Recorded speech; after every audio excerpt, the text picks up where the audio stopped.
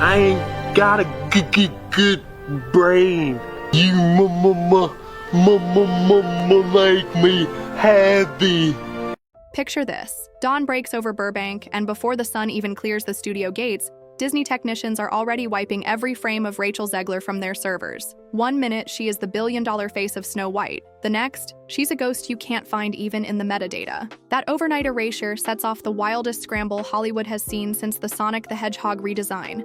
And it's only the first ripple in a story that keeps swelling like a flash flood. By mid-morning, I'm staring at leaked finance sheets that read like a horror novel. The numbers jump off the page.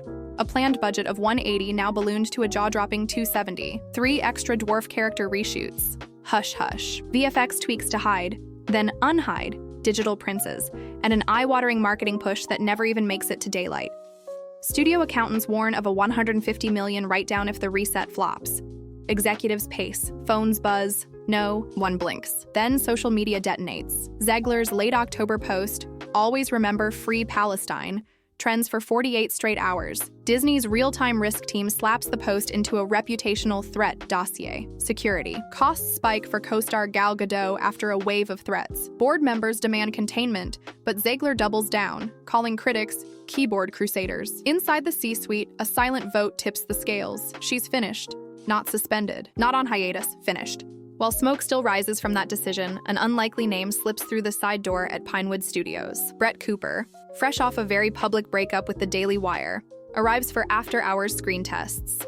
Her contract buyout, quietly brokered by a third-party entertainment lawyer, frees her from Bentkey's shelved Snow White and the Evil Queen. Cooper walks in wearing the simplest wardrobe test: blue bodice, yellow skirt, and the room falls silent. A veteran, costume designer mutters, "That's the picture Walt drew," and every executive can almost hear the cash registers ringing again. Rewind just 6 months, and Cooper's path looked nothing like a fairy tale. Inside the Daily Wire, a culture war spin on Snow White and the Evil Queen sparks a creative fistfight. The script packs anti-woke side quests, punishing, lectures, and enough thinly veiled barbs to fill a cable news hour. Cooper pushes back, asking for a timeless tale instead of a political battering ram. She's overruled. In November, she walks, voiding a 7-figure clause. Investors fume. Bentkey's board threatens lawsuits but settles for silence, shelving the project in a single press release that lands with a thud. That silence doesn't last. Disney's lawyers discover Daily Wire still owns Cooper's likeness for Snow White marketing. Now 2 corporations square up like rival kingdoms, each clutching contracts more tangled than Rapunzel's hair. Bentkey hints at breach of contract litigation. Disney counters with a licensing fee offer rumored to touch 8 figures. It's the most bizarre IP tug-of-war since Marvel and Sony tussled over Spider-Man, and insiders joke that litigators, not dwarfs, are the 7 most important characters this time around.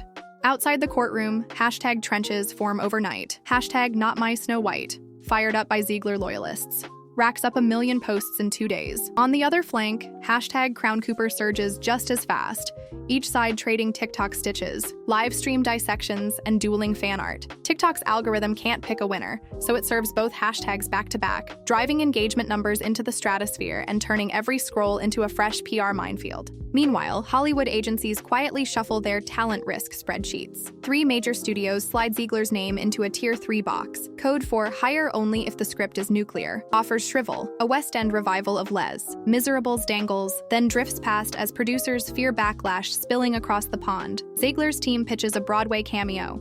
The theater says schedules are full. In 12 weeks, her diary goes from blockbuster busy to blank. Back at Disney, the fix-it plan takes shape. No more edgy sound bites, no viral controversies, just pure golden age nostalgia. Think hand-painted matte backdrops, a live orchestra scoring the teaser, sparrows on strings, the whole 9 yards.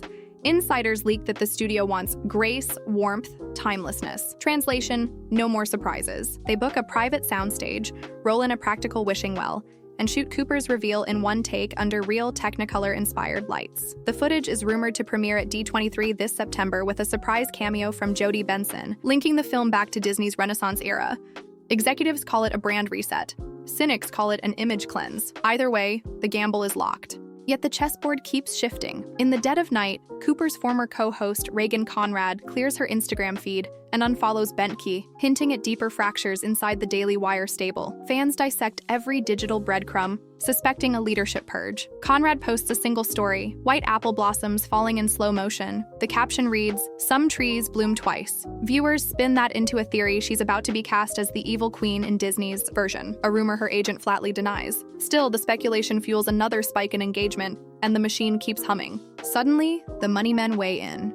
A leaked note from Morgan Stanley warns shareholders that Disney's fairy tale brand premium is at risk if the Snow White relaunch misses family audiences. 24 hours later, the studio fast-tracks a new marketing calendar, character posters every Monday, behind-the-scenes reels every Wednesday, and a global trailer drop timed for the Thanksgiving parade. The memo closes with a single bolded line: "We cannot afford a sequel to this fiasco." As all this unfolds, one more shock hits the ticker. Streaming analysts reveal that Snow White's original animated classic just notched its biggest digital rental weekend in a decade. Parents, wary of the live-action chaos, are steering kids back to 1937 magic. It's a reminder that audiences can vote with their clicks, and right now nostalgia is winning by a landslide. Disney sees the data, panics, and doubles down. The new live-action cut trims every modern gag, reinstates the prince's full dance sequence, and re-records "Someday My Prince Will Come," with Cooper's vocals untouched by auto-tune. Test screenings come back glowing. One respondent, aged 11, writes, "It feels like a bedtime story, not a fight." That single line gets passed around the studio like a pep talk on paper.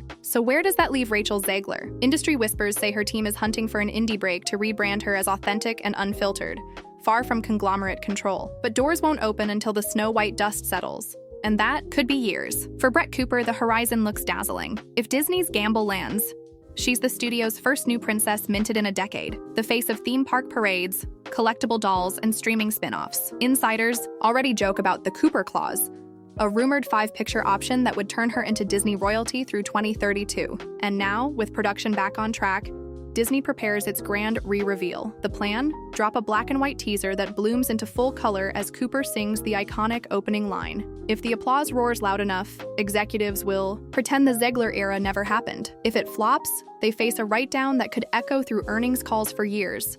Either way, history is in the making, and every studio in town is watching to see who gets the happily ever after. That, viewers, is the whirlwind behind the fairest shakeup of them all. One actress erased overnight, another crowned in secret, a shelved culture war flick left in ashes, and an empire betting its legacy on nostalgia. One thing is certain: the storybook future of Snow White now hangs on a single question. Will audiences embrace the reboot, or turn the page on Disney's magic for good?